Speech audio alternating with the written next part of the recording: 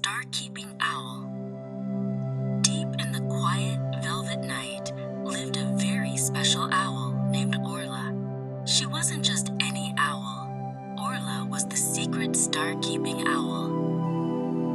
With a tiny, glowing lantern held softly in her beak, Orla would begin her nightly journey. The lantern cast a warm, gentle light, guiding her way.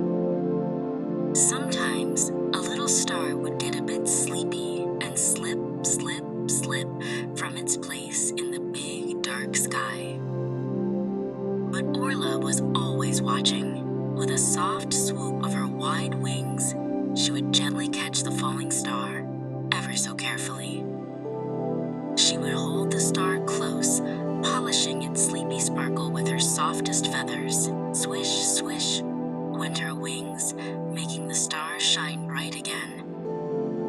Then, with a gentle push, Orla would set the star right back into its home, high up in the sky. Pop!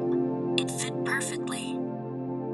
With every star returned, the sky sparkled a little bit brighter. Each tiny light twinkled a happy thank you to Orla.